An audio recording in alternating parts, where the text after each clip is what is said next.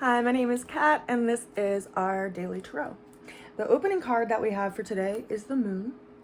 The challenge that we're facing is the Two of Wands.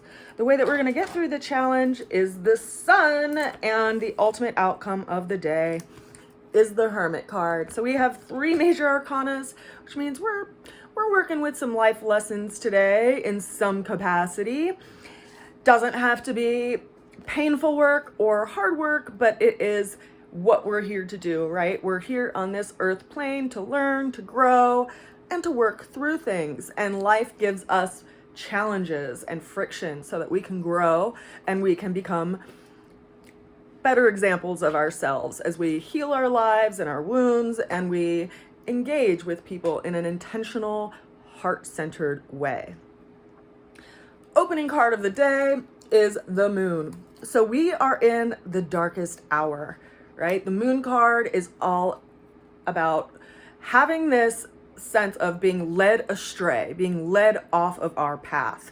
So we have this central golden path, follow the yellow brick road. Where is it going to take you? It's going to take you to the land of the wizard, up on the other side of the mountain. And it's interesting how these cards are playing out and how they got laid out in this way. So we have to be careful around how our subconscious gets seeded with ideas of fear, because they really are an illusion. It's almost like a veil that keeps you from moving into a dark, unknown space because someone told you there's something scary out there. And so this is reminding us to take some kind of internal inventory around these areas of our nature, the wild side and the domestic side, and then also our subconscious energy and what we're here to do, right? If you think you're going to walk through these towers and they're going to fry you like the Never-Ending Story with those Sphinx, well, then you're never going to make a movement in between those towers. You're never even going to attempt to get to the mountain. And so we have to see where our own fears lead us astray, and that it can sometimes make everything seem a lot darker than it actually is. The sun always comes out, and it actually came out in this reading, so I'm just going to point that out right now. The challenge that we have for today is the Two of Wands. So we see this person standing on a balcony, and they have one wand in one hand, and they're holding a globe, and they're looking out into the world from a sense of dominion and like, where do I want to go? What do I want to do? And yet there's this additional wand that's bolted to the wall behind them. So it is a challenge for us today, and it's causing some friction because we feel this call of the wild. We feel this draw to go out into a new experience, but there's something we still have to take care of. There's something that is still kind of weighing us down behind us that we need to deal with. And so it's reminding us that if we just take care of this thing, we'll actually have our full energy to move out into the world. So it's a reflection on our will and what we still have to do so that we have the freedom to do other things. The way we're going to get through that challenge is the Sun. Isn't it beautiful that we started with the Moon, which is the darkest card, and then we end up getting the Sun, which is the brightest card. It's the brightest beacon in our galaxy, in where we're at. When the sun comes out, it calls things into being. It warms the earth, and it creates this lovely space for things to grow.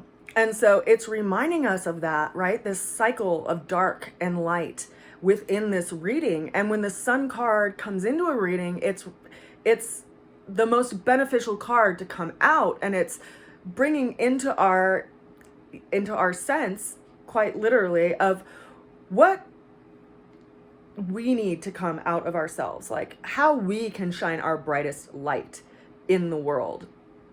That's what the Sun is reminding us of, our own inner sun that comes out through our solar plexus and engages. It's from a sense of confidence. It's from a sense of belief that we have something to offer.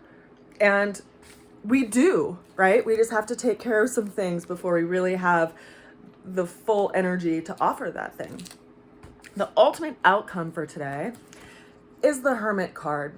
I think this is so interesting because the Hermit goes to the top of the mountain to do some internal observation and to heal themselves and to really go inward. And it does this by pulling themselves out of the external environment so they can really look inward and look at where they need to heal and what they can offer others through that space of healing.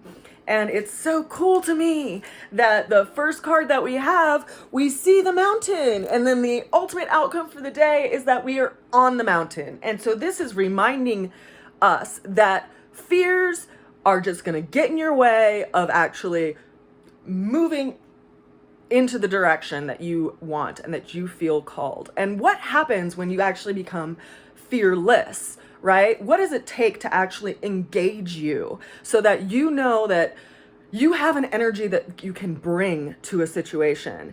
And it's so interesting because the mind doesn't do this. It's something in our emotional nature and in our body that gets engaged to interact and to respond and to be in the world.